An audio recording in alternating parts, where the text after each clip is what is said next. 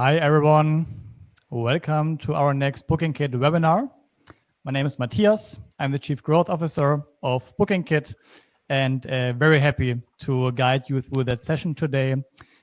What we are doing today is to talk about how to adapt to the local demand that is currently increasing, and we will spend like 40 minutes on that.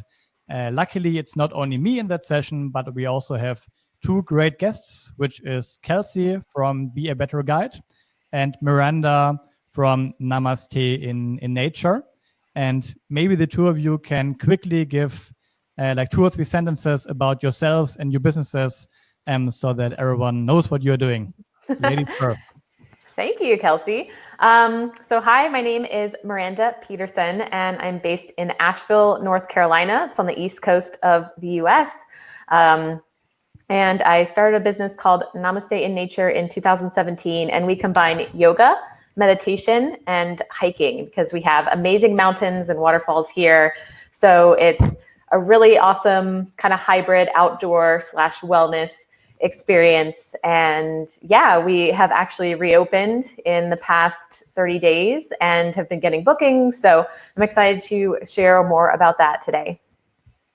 Fantastic. My name's Kelsey Tonner. I'm from Nova Scotia, Canada originally, now largely based in Vancouver, British Columbia. I started the Be a Better Guide project and founded the Online Tourism Academy. And so our mission is to help tour leaders, experience hosts, and tour and activity businesses around the world create unforgettable experiences for their guests.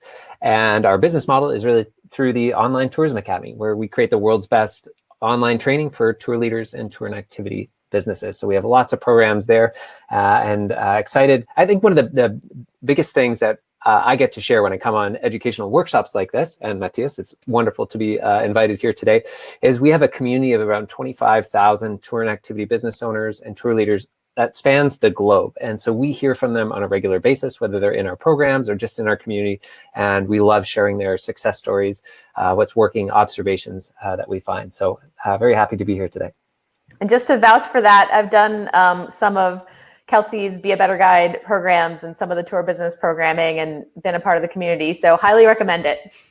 Thanks very much, Miranda. Mm-hmm. Thank you very much, and very glad to have you with us today. So it's basically me from Berlin, and then we have someone from Canada, someone from the US. I have seen in the list of registrations that you are from all kinds of countries, and maybe you can use the chat function on the right side of the tool. There is a chat. Please explore it and please use it, and maybe you can say just hi from France, Italy, the US, wherever you are from, and that we have a warm welcome for everyone. All right, and maybe after we now gave an intro about ourselves, what we are doing, I would like to start a quick poll at the very beginning to understand what kind of businesses are you operating, that we can tailor the webinar a bit to your needs. So there's now a poll starting asking you what business you are running, if it is a tour company, attraction, indoor, outdoor activities. So yeah, you can see the poll. Please let us know where you're from and what you are doing.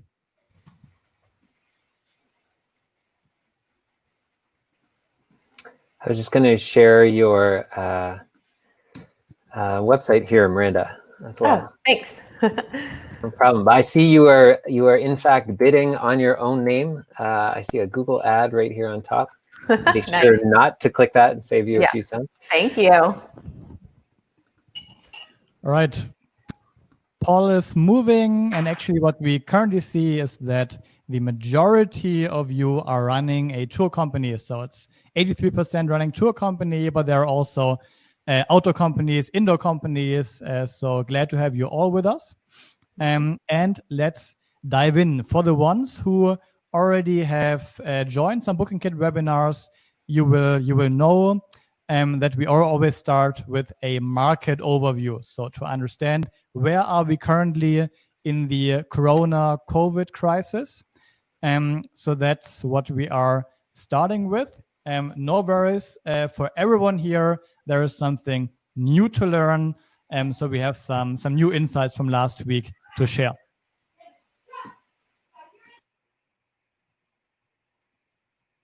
All right, and one thing, that's the model I would say we have introduced a couple of months ago. What's our view on the COVID crisis? Our view is that there are different phases. So there was a lockdown in nearly all countries in the world. Then it doesn't rebound to 100%, obviously. Yeah, so it's we have a fade-in stage that we are currently in most markets, in most countries in the world. In the European market, where we are based and focused on, we are currently quite in the middle of the middle of the fade-in, I would say, and the rebound will still take a few months until we will be at 80-90% of where we have been before COVID-19. So that's where we currently are in the bigger picture. And now what I want to bring in is two different views of how that rebound will look like. That is the view of the arrival, where you can see the projection of 2018-19 without COVID. Then arrival projects a big drop in 2020 to only 23% of the total volume of the market, and then it's going up in 2021, 2022. But the main message I would say from that board is, okay, before 2022, 2023, we won't be back to the levels of global tourism that we are used to, which is obviously a quite devastating number, I would say. And so that's also why today we want to focus on, okay, that's the global tourism. What is possible in the local, in the domestic markets? Mm-hmm. And one very nice, interesting data point that we have put together last week was to analyze in the German market, and Germany has like loosened the restrictions quite some weeks ago. What have we learned from that? So how has the demand actually developed from that? And here you see the stat. Yeah, so you see we were at 100%.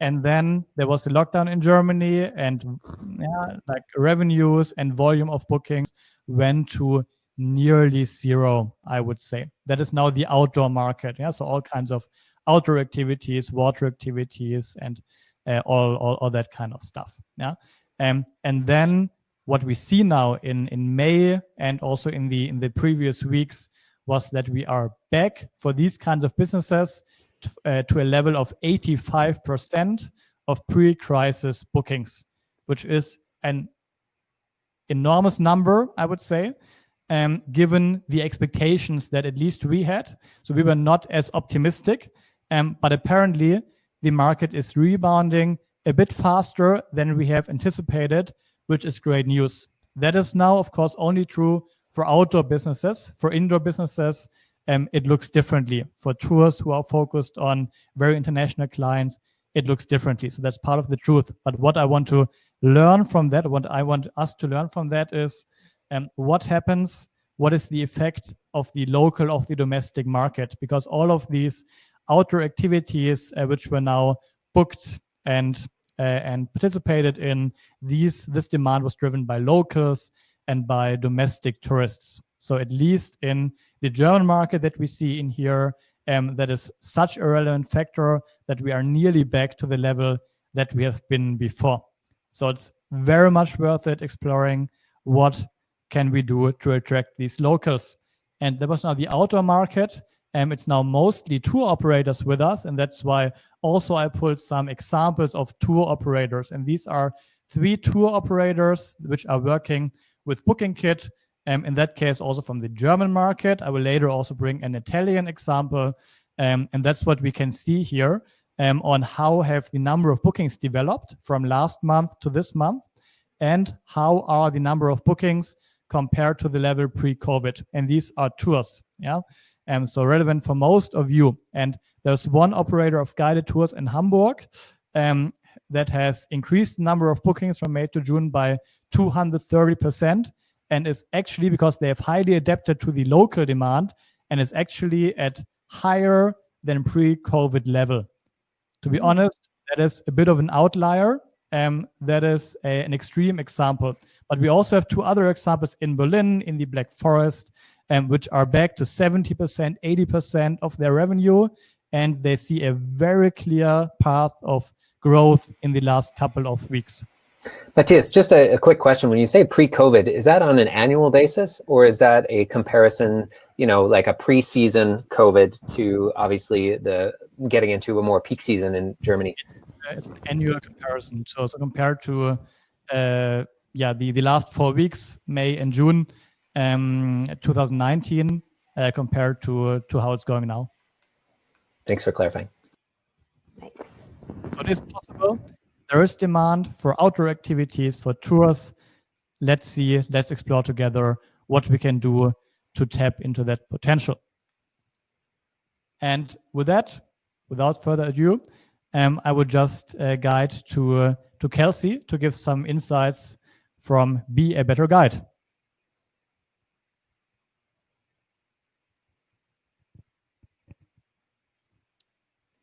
Kelsey, I think you're currently on mute. That was going to be an American and Canadian Sign Language quiz, but we'll proceed with audio. No need to spend too much time here. As we mentioned off the top, I already did the intro. So founder of Be a Better Guide project and the Online Tourism Academy. We've had over 2,000 students from 60 countries around the world and 25,000 folks in our community. So what are the pieces of advice that we're sharing with them? What are the success stories that we're hearing from that community when we think about pivoting to serve the local market? And I think off the top, I was saying this to Miranda in a conversation earlier in the day, I think we just really have to focus on pivoting to meet people where they're at. One of the biggest challenges for small to medium-sized tour operators is going to be your revenue, is going to be your cash flow. And by now, no doubt, you have done everything you can, ideally, to reduce your costs, to extend your runway. But if you are receiving government support right now, or perhaps you're using up some savings or cash reserves that your business had, the reality is, as we look out over the next year or so, we're strongly recommending that you need to find new ways to serve people. And so you can do that with online experiences. You can do that by tapping into the local market, which will be our focus today. You can do that by getting into entirely new products and services, as we'll explore a bit with Miranda. It could be whatever it is. We are just a little bit mindful of giving the advice of, hey, now's a great time just to go work on your business, because for many people, you're just not going to have a business if you don't have the cash to support yourself, support your family, etc. So let's look at 3 points. I'll try and be brief on these and then save lots of time for the Q&A. See if I can get the slide to advance. Yeah, so the first of 3 points, when we're thinking about how to serve a local, and by local, we also really tend to mean regional market. In Europe, you have smaller countries, so that could be a national as well. So those terms are referring to anyone in the geographic area who might be coming on your tours. Create new products and services. We hear a lot about how do we adapt our tours? How can we tweak them? How can we adjust our marketing such that we can attract these customers? Our advice is that that is not a path to success. You might be able to attract some customers, some middling transactions, but if you really, really want to have to thrive in a regional and local market, you need to build an entirely new product and service. It means go back and start over. And all of the hard work that goes into creating a tour, an activity, an experience from scratch, you need to do that. Starting with, most importantly, who are you serving? The first mistake is to think of the local market, Berliners, people from the countryside, maybe around Berlin, if we're going to use that example, as the people you're going to serve, because there's a whole heck of a lot of people in there. And if you're creating an experience for people, college graduates, or maybe young families between 30 to 35, or older retired couples, that is going to be a very different experience. And you can't have one product or services that is perfectly serving all of those different groups. So first and foremost, figure out who are you going to try to target in that local market. Get specific. You may have heard of that, the ideal customer avatar. really getting detailed on who you're going to target, and then survey them. Get out there and speak to them, because any assumptions that we may have had pre-COVID, there's a good chance that they're going out the window. And as the dynamic changes, as things start to open up, as we're in this transition period, things are changing so quickly that I can't emphasize enough that actually speaking to these people and asking about their pain points, challenges, and frustrations will be your key to success. As an inside piece of advice, we don't recommend going and asking people what they want. What do they want to do? You can honestly learn more by asking about what they're anxious about, what they're nervous about, what their desires are. But that way you can build a product or service.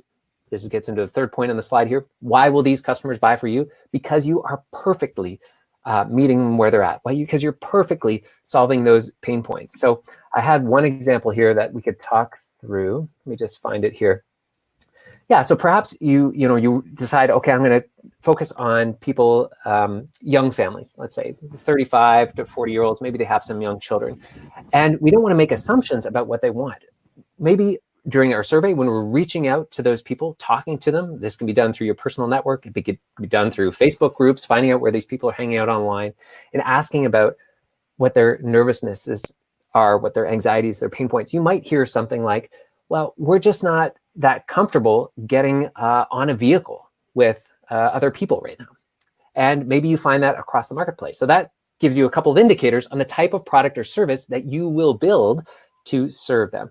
That might be a private tours, pivoting to do, okay, I'm focusing on custom, private, small, not even small group, but just private and custom experiences. It might be the case that you adjust your thinking that, well, maybe I'll serve people who already have vehicles, and they can, instead of piling them into a bus, let's say, and moving them around, which people might not be comfortable with, we could say, hey, we're going to meet here. Everyone bring their own vehicle. We're going to have a maximum group size of this much, and then we're going to do a hike or something together. We'll come back to this emphasis on outdoor activities, because I know Miranda's got a lot to say on that.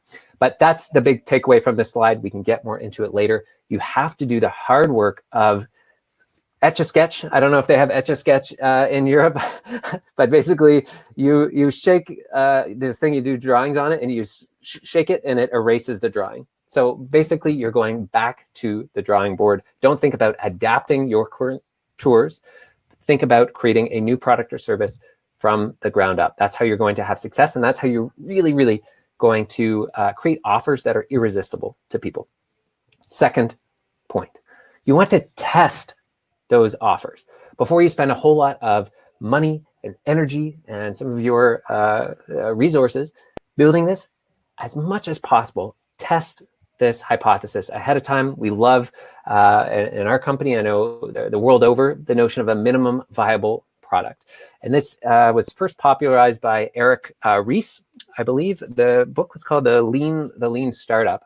But he stresses the impact of learning in new product development. And the short definition is a minimal form of your product or service that is tested on the market. It's going to allow you to validate and test the assumptions that you made in building the product.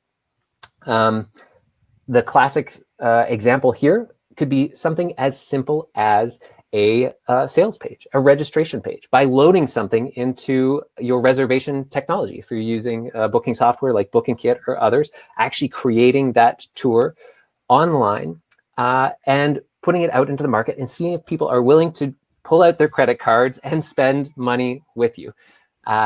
This is what we talk about when testing. And Miranda and I were speaking about how we use this in our own business. We recently launched in the last 3 months a program all about how to create exceptional online experiences. So we're helping tour and activity businesses around the world launch online experiences.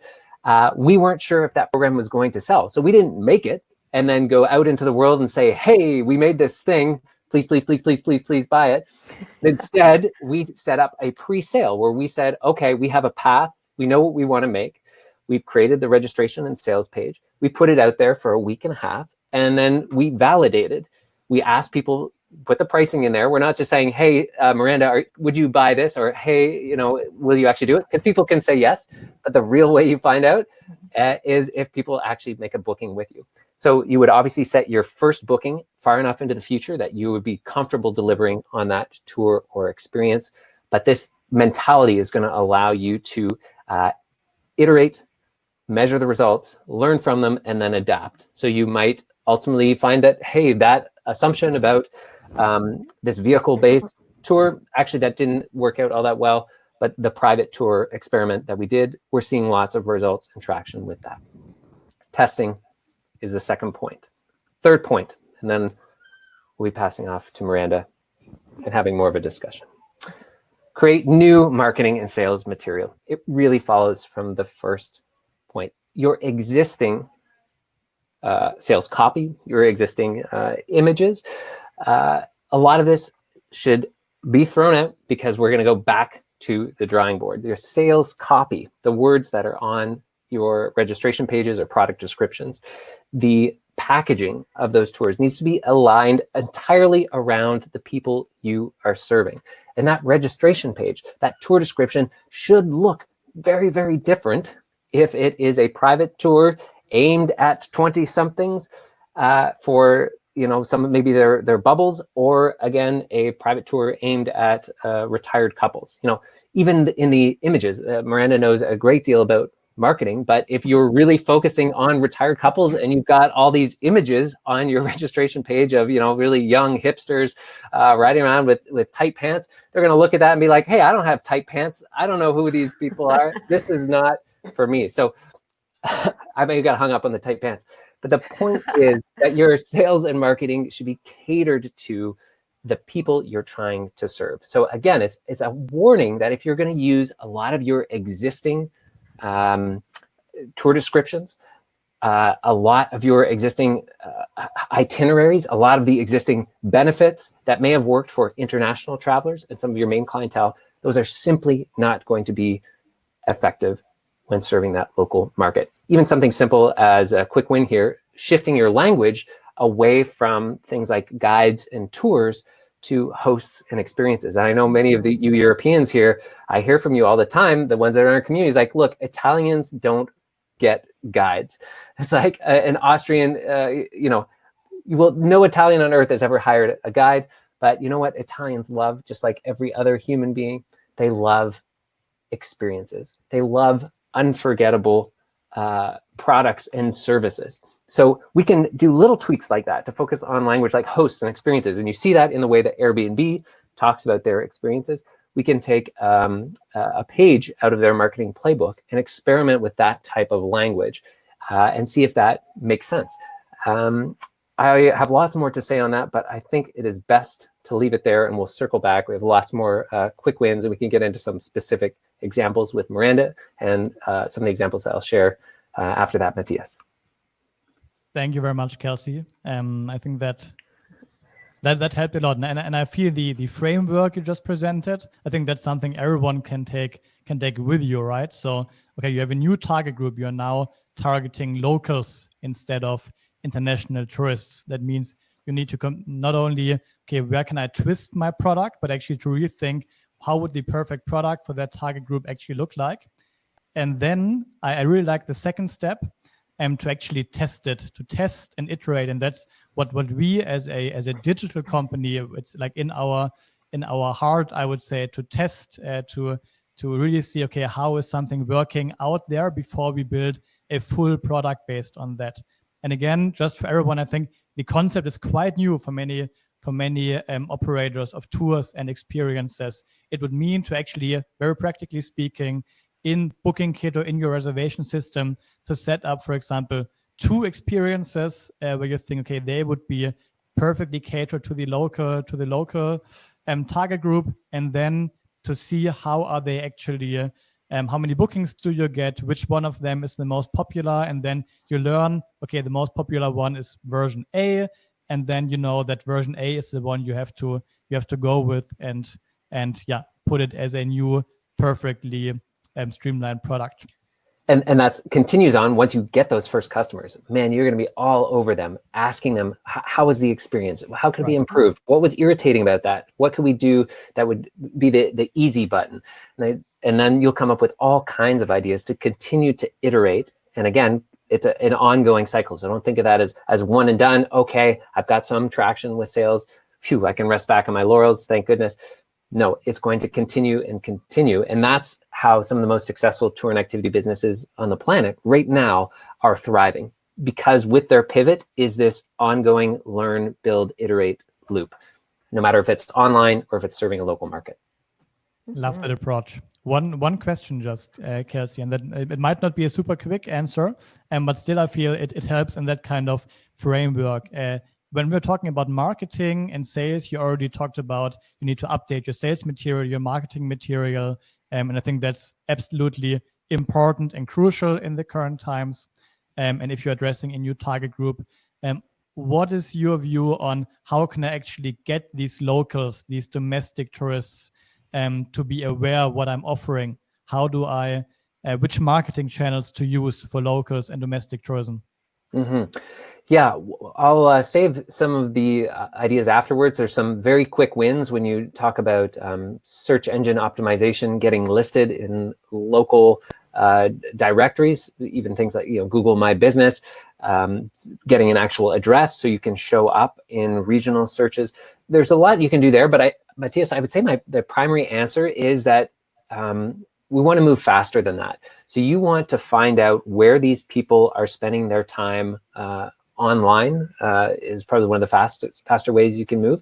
So if you are looking to serve, let's say, young families, as we used that example before, then where are these people hanging out and spending time online? What sort of Facebook groups might they be in? What sort of online networking?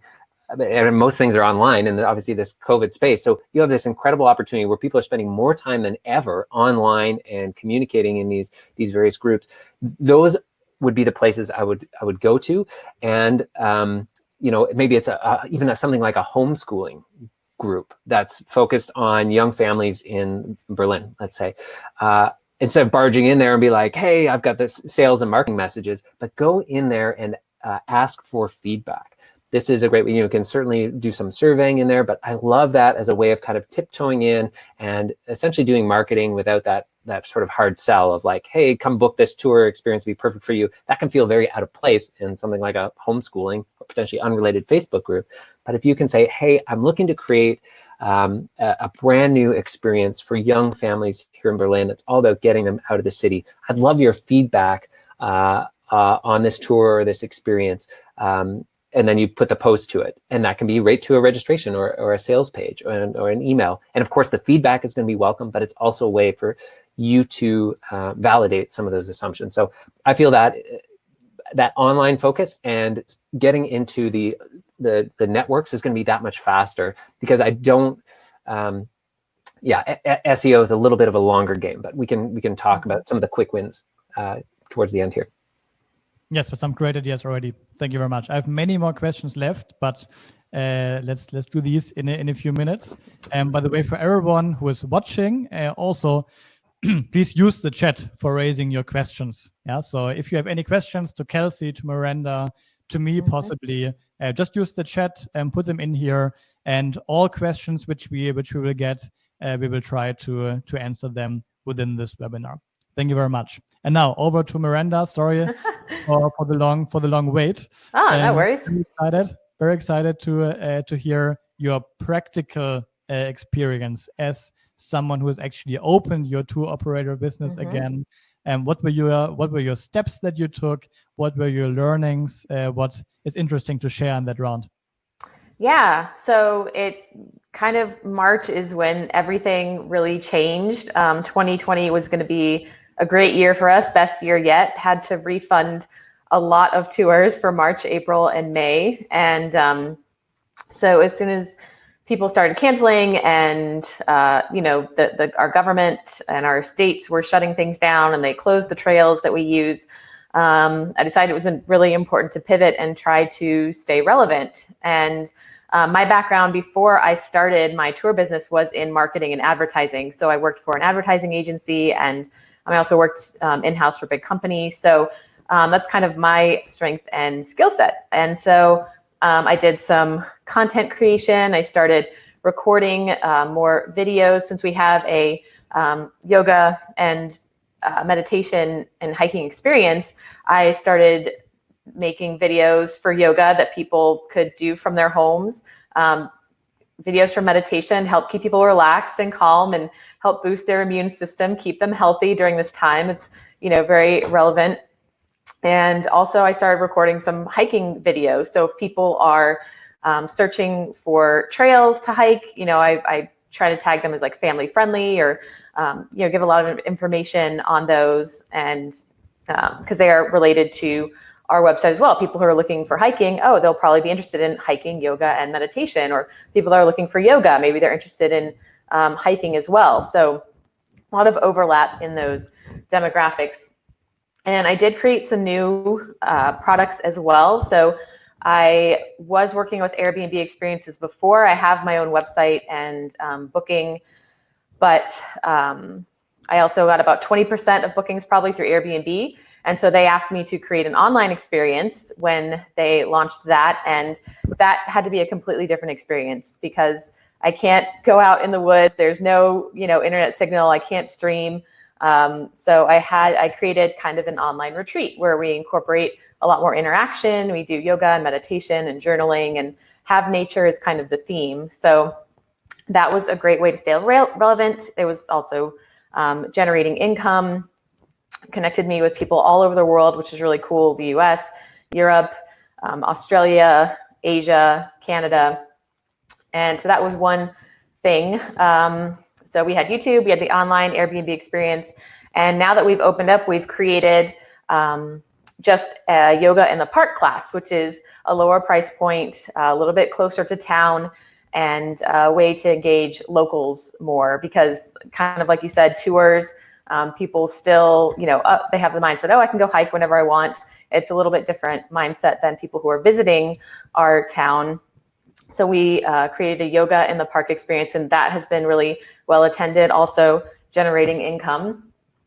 And part of my business from the beginning has always been to keep the customers engaged before and after the experience. So we have lots of resources on our blog and, YouTube channel. So if people, have never done yoga or meditation before, they can practice it before they come to our experience through our YouTube channel and our blog, and also continue to do that experience after. And so we keep the customers engaged. And we've actually had a lot of repeat customers who did a tour last year. They loved it so much. Maybe they discovered our content and they're now booking tours. Tons of comments on social media like, I can't wait to do this. When we were shut down for about those 3 months, like, this is the first thing I'm doing when, things can open up again. And yeah, that's been really helpful. And that's the only thing I realized. It's like, okay, so the only thing that is pandemic proof or anything else that's happening, natural disasters, government issues, anything that's going on, your online content is, much less affected. So that can live on through, other pandemics or anything that's going on. So I definitely drive traffic to my in-person business through those online channels. And our audience has also shifted a little bit as well. Before, we tended to have younger groups. We had a lot of bachelorette groups. I think in Europe, they call them hen parties. And now we've shifted. We have a lot more smaller private groups and families that are booking. So I'm starting to kind of shift the messaging around that. And one of the most important things that I learned from one of the trainings in Be a Better Tour Guide or Scaling Your Tour Business, one of Kelsey's programs, is creating a survey for my guides. So after each tour, they have a quick 10-question survey on SurveyMonkey. And I just asked them some demographic information. Was it a couple? Was it a family? Was it a group? What's the age range? And then to type some notes about what they learned, because they're with these people for 2 to 3 hours. And so they ask questions about their occupation and their interests and their job. And so we kind of gather that information, and so we can target the kind of people that are coming. We can kind of target more of those people. So that's been really helpful as well. Yeah, and I think would be key for this type of strategy, especially when you're testing out an entirely new product or service. Mm-hmm. You should be absolutely over the moon that people are booking it, but you should be just as curious, like, hey, who are these people? Where are they coming from? How did they hear about it? What channels? And the referral process too. That's why so much of our emphasis is on creating incredible experiences, because then you have the referrals. The people who come on your tour, there's a really good chance that the people in their circle of friends might also be interested in coming on the tour. And one way we do that is we take pictures on every tour and we share those afterwards in the follow-up email. We send the follow-up about 48 hours afterwards, and we have a link to write a review and to download the pictures, hoping they share them on their social media and say, oh, this is a great experience, and tag us and send more people our way. So pictures have been really important also for sharing that on social media so people see themselves reflected. We have couples put lots of pictures of couples on our social media, so other couples will book, and families put those pictures on social media, so other families will book. And so all of our different customers see themselves reflected in our social media and our marketing.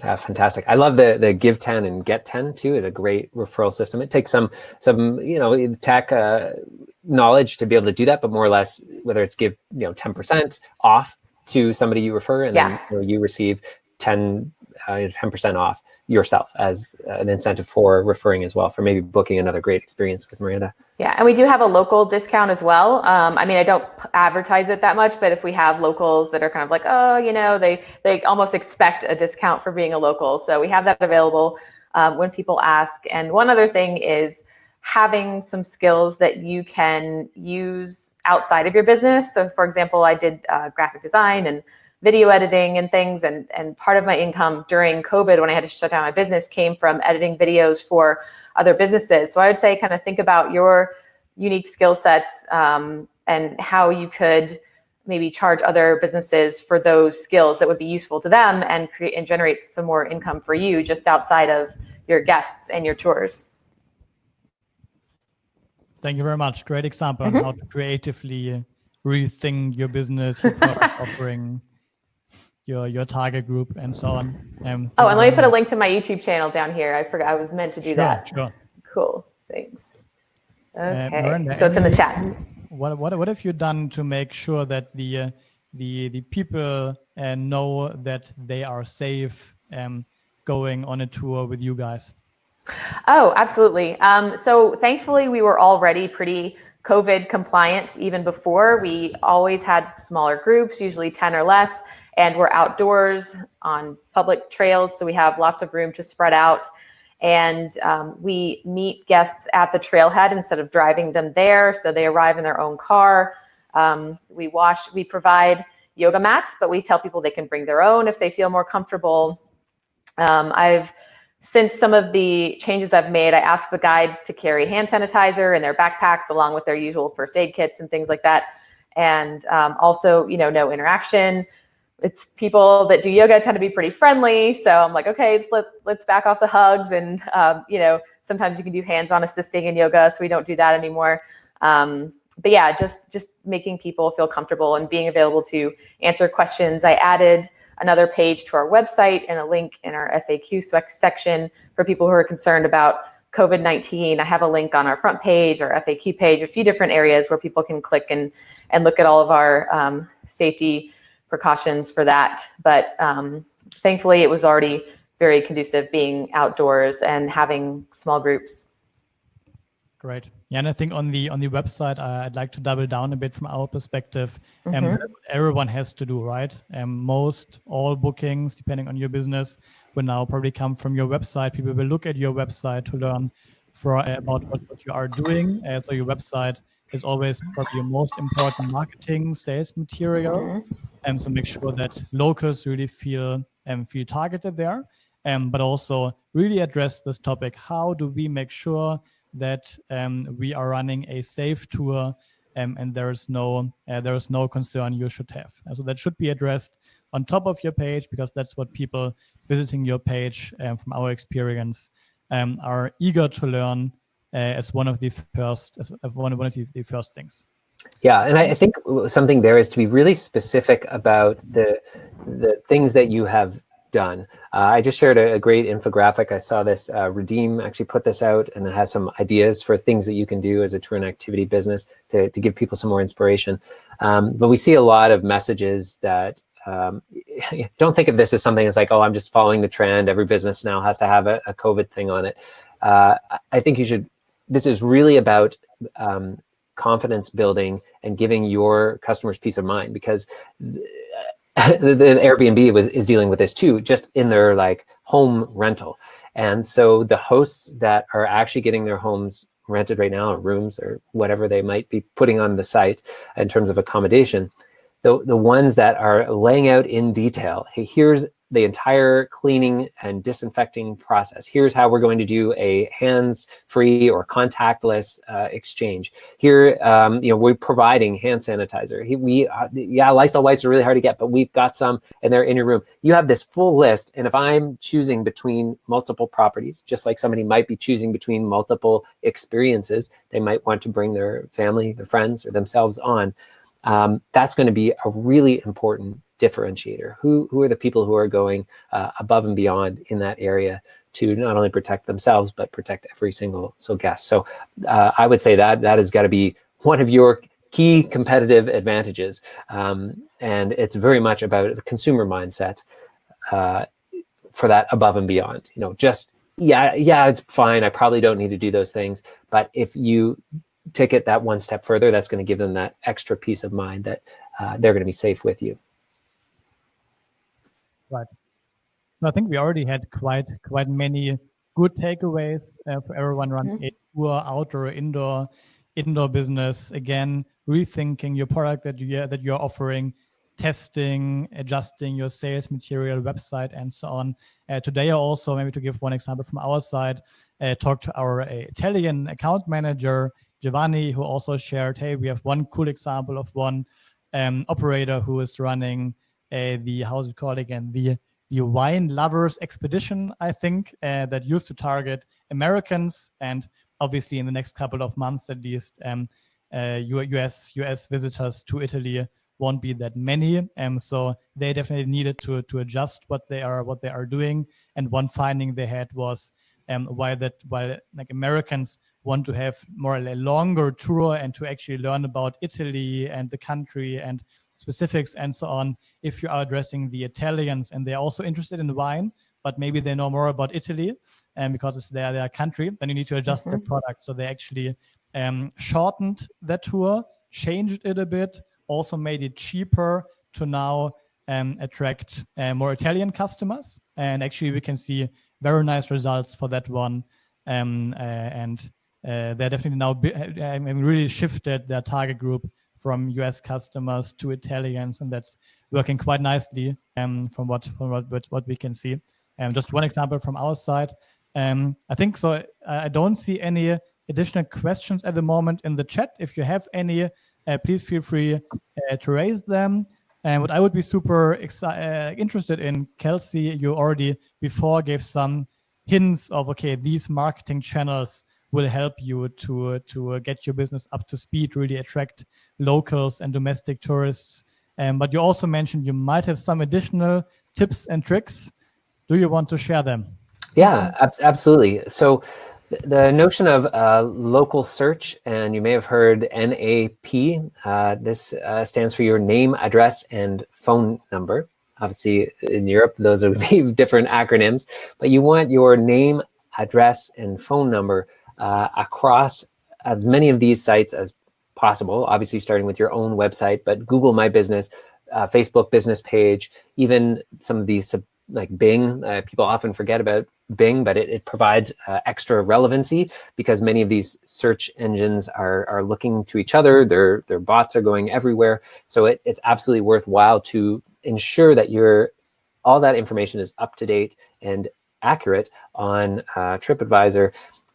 You could go into things like Yelp, Yellow Pages, Yahoo Local has a local directory as well. And so one of the challenges we often hear from operators, and especially on the smaller side, is, well, maybe we don't actually have an office storefront. And here's one of those decisions that you're going to have to make as a business, that we absolutely know that especially Google is one of the major players here, puts a lot of emphasis on local results, especially if they start seeing those local modifiers like near me, or best wine experience near me, or in Berlin, or in Asheville. That's when that address part is really going to kick in. And if you don't have an address, then you will actually lose out on some of those opportunities. So what are some potential solutions? One is to obviously go and get an office. That's probably the most expensive one. But you can use, potentially a records office where, if you work with, accountants or lawyer team, perhaps you could use their addresses. I've heard of people who leverage these co-working spaces where you can actually receive mail there. And sometimes that might be enough to actually have an address in such that you would show up in even something like a Google Maps search, or that you would. Whoa, Kelsey froze. Oh, you have to jump in now, Miranda. Okay. Yeah, no, Kelsey's not there. Yeah, I've actually had some success with social media as well. So anytime I upload a video or a photo, I do the geotagging. And so I'll tag either Asheville, the city, or I'll tag that specific trail. And a lot of customers, especially younger demographics, who I think are going to be quicker to travel since, there's a less perceived risk of catching the virus or it being more deadly for younger groups. So geotagging in social media. So if people, I know for a fact, customers have told me they go online and they look at the area and they look at the pictures beforehand, like, oh, this trail has a really cool waterfall, I want to go there. And so I try to make sure my pictures are in the feed for that trail or that location. Also for the city, for Asheville, people regionally are looking to do, maybe they'll come for a weekend or for a day and go home, and they're looking for things to do and searching on Facebook and on Instagram. So Facebook, I've added all my events on all my tours on Facebook and have a link to my website to book and buy tickets.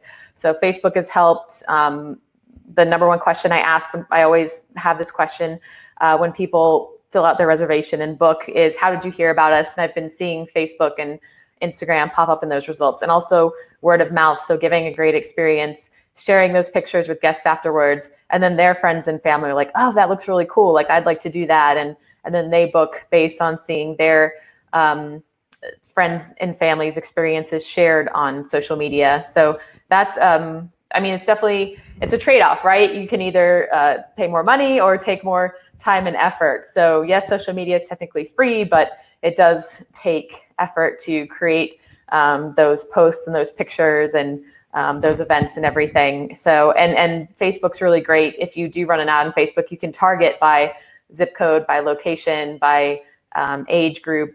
You can use a lot of different demographics to target specific people there. So I've found success on social media for sure, as well as having a Google ad and directing traffic and blogging. I created, like I said, bachelorette parties were a big market for us. So I wrote a blog post about planning the best bachelorette party. And I need to get back into creating more blog posts, but I've been more focused on videos and social media. But that's another way, like safe things to do in Berlin, or things for families to do in Berlin, or something like that. So yeah, I think social media is a great avenue as well.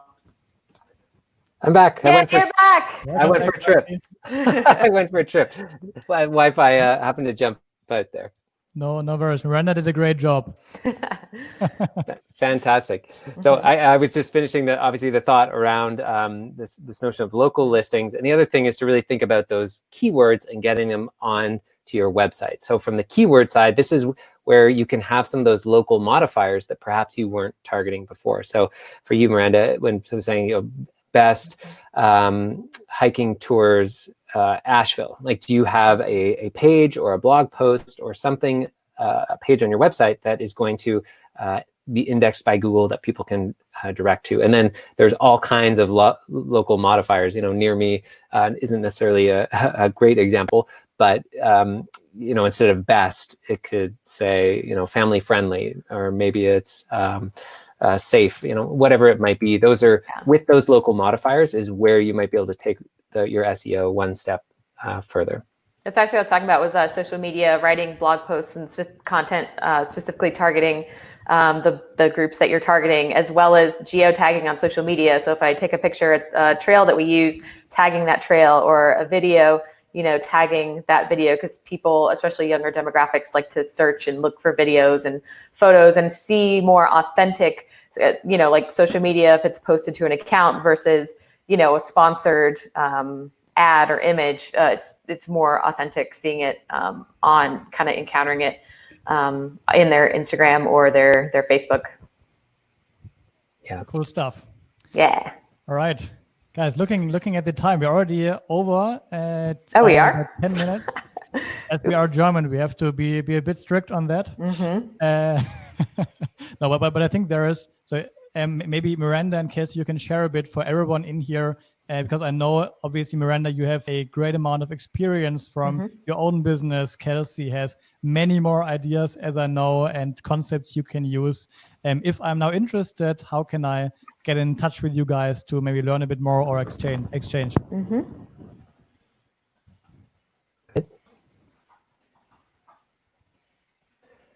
I just popped my email into the chat there. Kelsey at beabetterguide.com is one way of reaching myself. I'll put back in the chat there, but beabetterguide.com, you can learn more about our resources, our online programs. We have programs that help with launching online experiences. The last, maybe just the concluding thought that I'll leave with Matthias is to really look at someone like Miranda as a great example who has really diversified her revenue streams and really pivoted to serve people and meet them where they're at right now. And so you might be running a tour and activity business that doesn't lend itself as well to what locals or people in a regional market might want right now. And for example, you might be like a big bus operator or an attraction that's used to bringing a lot of people together. I think this is the time to potentially consider reinventing what you're able to do. Maybe you've never done a self-guided tour. Maybe you have never had private or custom tours before. Maybe you haven't had tours or experiences that focus on getting people out of the city and into more natural open spaces. Well, this is a great time and arguably a time where we're going to see a huge spike in demand. So this is where the opportunities that I see are. And even if you're not running a business that's as conducive to that as Miranda, that doesn't mean you can't start being like that. Yeah, and I think thinking about the short term and the long term as well, like a lot of this, like creating content, it can be like a long-term game, creating videos, creating social media posts, creating blog posts. You want to think about not just now, but how those will live on even when we start to open up and have that travel again, because the longer that your content lives online, the better SEO it's going to get and the more people will see it and the more it'll be boosted. So I'm kind of, it may not necessarily be monetized right now, like creating these videos and things, but it's keeping people engaged and it's keeping content out there and just creating more ways for people to discover you and drive them towards booking your experience. Thanks very much, Miranda and Kelsey. That helped a lot. Gave me a lot of inspiration. Hopefully, also to many of you guys out there. There were also quite some posts shared in the chat. So also feel free to check them out. We as BookingKit, we have a Facebook group you can join to just exchange with other tour operators or general activity operators. Feel free to join that. If you have any questions to us, obviously feel free to approach us via our website or via your account manager if you're already working with us. Thanks a lot. Greetings from Berlin and enjoy your day. Ciao, ciao. Take care, everyone. Bye, y'all. Ciao.